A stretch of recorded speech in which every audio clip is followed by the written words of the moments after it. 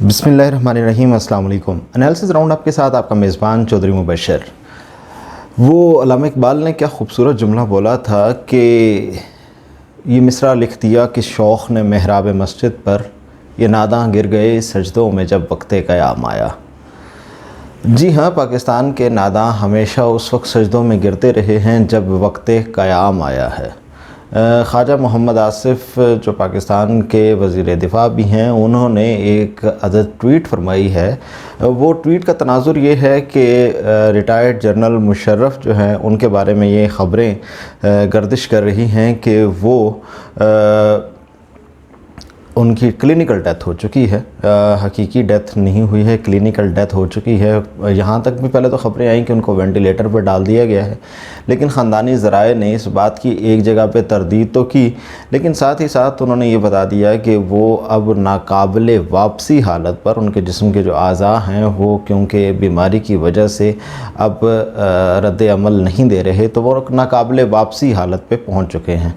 तो इस ट्वीट के तनाज़ुर पे बहुत वाज़ेह है कि वक्त अजल करीब है, और जब वक्त अजल करीब हो तो उसके बाद लामहला अगरचे अखलाकियात इस बात का, हमारी जो अमूमी अखलाकियात हैं वो इस बात की इजाज़त नहीं देती कि हम ये डिस्कस करना शुरू कर दें कि इसकी तदफीन कैसे होगी ये। लेकिन ये सब कुछ हर इंसान, इवन एक जीते जागते इंसान के हवाले से भी होना होता है, और लोग ये तय कर लेते हैं कि तदफीन के हवाले से हम लोगों ने, कई लोग तो जीते जागते बिल्कुल सेहतमंद हालत में जब होते हैं, जवानी के अंदर भी ये तय कर लेते हैं कि मेरी कब्र फ़लान जगह पे बनाई जाए, फ़लान जगह पे मुझे दफन किया जाए। लेकिन यहाँ पे अहमियत ये है कि जनरल रिटायर्ड परवेज़ मुशर्रफ की जो अलालत है उसके हवाले से ख्वाजा आसिफ साहब ने पहले ही नंबर टांकने के लिए उन्होंने ट्वीट कर दी, और उन्होंने कहा कि उनका जो माजी है उसको भुला कर उनको बावकार तरीके से पाकिस्तान के अंदर अपनी ज़िंदगी गुजारने की, उनकी सेहत के मुताबिक मैं कहता हूं कि इजाज़त दी जाए। वज़ीर दिफ़ा के तौर पर उनका यह बयान सामने आया है। जनाब, ये बात इजाज़त देने के हवाले से जब बात चल ही पड़ी है तो बहुत से मनाजिर हैं जो आँखों के सामने घूम रहे हैं। उन मनाजिर के अंदर मैं उन्हीं की अपनी पार्टी के जो रहनुमा हैं, जिनके साथ जब ये ट्वीट की है ख्वाजा आसिफ साहब ने, जो डीपी लगा रखी है उसके अंदर उन्होंने अपने रहनुमा जो हैं मियां मोहम्मद नवाज़ शरीफ साहब, उनके साथ वो तस्वीर है उनकी, और उनके साथ जो सलूक किया गया, सिर्फ़ उसी की बात कर लेते हैं कि जब मियां मोहम्मद नवाज़ शरीफ साहब के वालिद मोहतरम जब उनका इंतकाल हुआ तो पाकिस्तान के अंदर उनको इज़्ज़त से रुख़सत करने की इजाज़त नहीं दी गई, बस उनकी मैयत को यहाँ पे आने की इजाज़त मिली थी। साथ वहाँ से बच्चों को आने की, उनके अपने बच्चों को आने की इजाज़त नहीं मिली थी। उनके वर्सा के अंदर सिर्फ़ इधर यहाँ पे ज़मानत के तौर पे रखे गए हमज़ा शहबाज शरीफ साहब ही मौजूद थे जो तदफीन के वक्त यहाँ पे मौजूद रहे, बाकी किसी को आने की इजाज़त नहीं दी गई थी। फिर वक्त के अंदर और बहुत सी चीज़ें इसी ज़मीन के से जुड़े हुए मियां मोहम्मद नवाज़ शरीफ साहब, जनाब शहबाज शरीफ साहब ने पाकिस्तान आने की कोशिश की थी एक बार जहाज़ पे बैठ के, और किस ज़िल्लत आमेज़ तरीके से उनको यहाँ से भगा दिया गया था।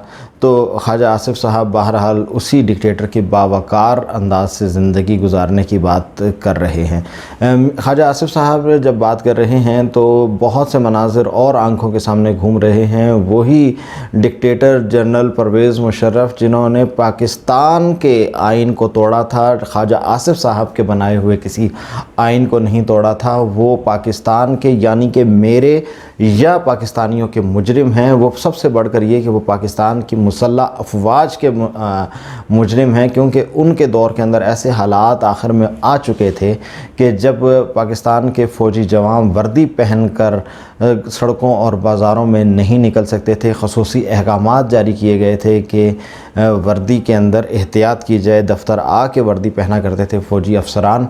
तो वो हालात भी पाकिस्तान ने देखे हैं, लेकिन ख्वाजा आसिफ साहब उनको बावकार तरीके से पाकिस्तान आने की इजाज़त देने की बात कर रहे हैं। ख्वाजा आसिफ साहब ने एक तकरीर फरमा रखी है, मैं चाहूँगा कि आप वो तकरीर ज़रूर देखें। और ये सियासतदानों की बात करते हैं, सियासतदानों ने ज़रूर गलतियाँ की हैं जनाब स्पीकर, हम उनका इत्तराफ़ भी करते हैं, लेकिन हमारे ऊपर कोई कर्जा बाकी नहीं है। हमने कोड़ों की शक्ल में, फांसियों की शक्ल में, जिलावतनी की शक्ल में, कैदों की शक्ल में अपना कर्जा अदा किया हुआ है। अगर कर्जा अदा करना है तो इस कौम के जनरलों ने करना है, और वो वक्त आएगा जब कौम के हाथ जो है उनके गिरबान तक पहुंचेंगे और इस कर्जे की पाई पाई वसूल की जाएगी उनसे। और आपने ये जो तकरीर है इसको जब आप देख रहे होंगे तो फिर आपको ये अंदाज़ा होगा कि इसके अंदर आप ये कह रहे हैं कि हिसाब सियासतदान तो दे चुके हैं, आप लोगों ने हिसाब देना है। यानी कि पाक फ़ौज के वो लोग जिन्होंने आइन तोड़ा, पाकिस्तान के अमूमी फ़ौजी या सिपाही, जर्नल, ऑफिसर्स वगैरह नहीं, बल्कि उन लोगों ने हिसाब देना है।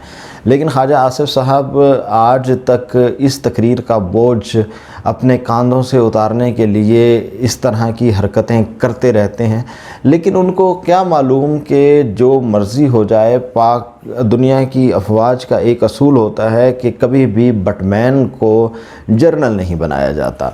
उसकी इज़्ज़त, उसकी औकात बूट पॉलिश करने से लेकर बूट चमकाने तक रहती है। जनाब वाला, आपने बूट चमका कर, लश्का कर आपने बूटों को आप घिसा दें तो भी आपकी औकात वही रहेगी जो एक शख्स जो पॉलिश करता है उसकी औकात होती है। तो ख्वाजा आसिफ साहब, आपने ये एक खुशामद करने के लिए ये ट्वीट कर दी थी, और अब आप इस तरह की बहुत सी ट्वीट्स और बहुत से बयानात पहले भी जारी कर चुके हैं।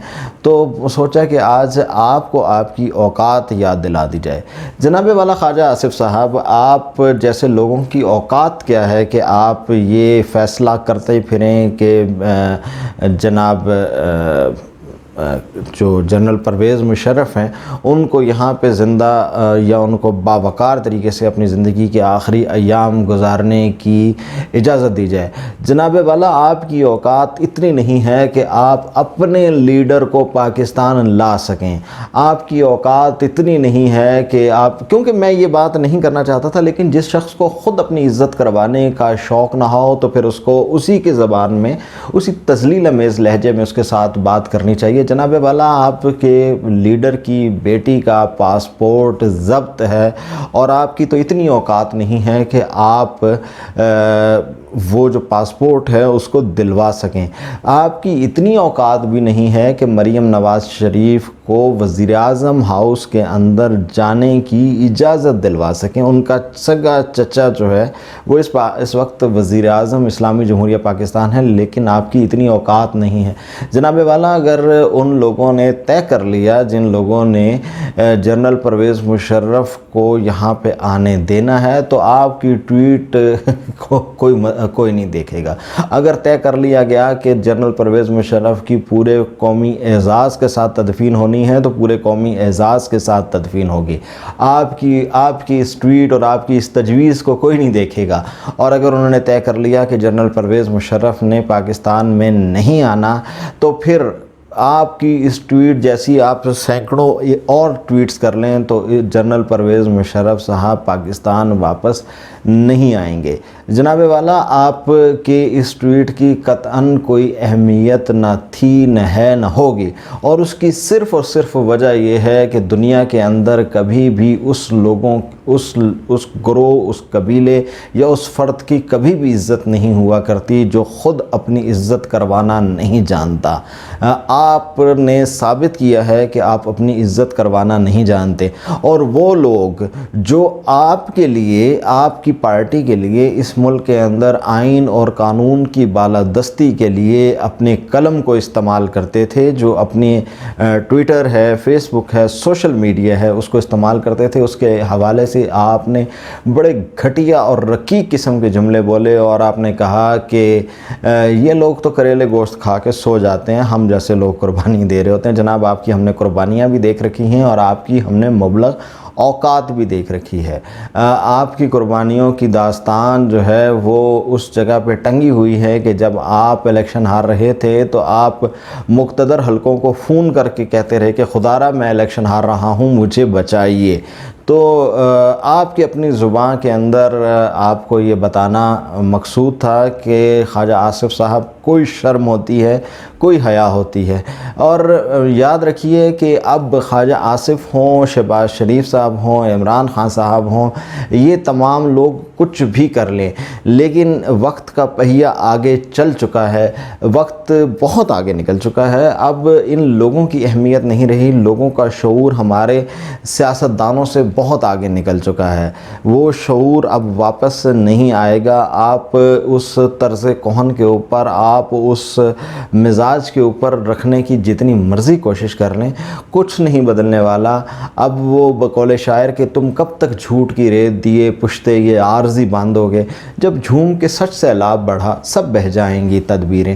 اب جھوم کے سچ سیلاب بڑھنے والا ہے، اور سب سے بہتر چیز اس کے اندر یہ ہونے والی ہے کہ آپ جیسے جعلی انقلابی، آپ جیسے جعلی عوام کے حق حکمرانی کا دعویٰ کرنے والے، وہ بھی ذلیل و رسوا ہونے والے ہیں، اور انشاءاللہ وہ وقت دور نہیں ہے۔ اور سب سے بڑھ کر یہ کہ میں یہاں پہ ایک چیز اور ایڈ کرتا چلوں کہ یہ سوچ کہیں اور نہیں، یہ ان حلقوں میں اب پائی جاتی ہے جن حلقوں کو پاکستان کے اندر ہمیشہ سے جمہوریت یا جمہوری نظام کا مخالف قرار دیا گیا ہے یا سمجھا گیا ہے۔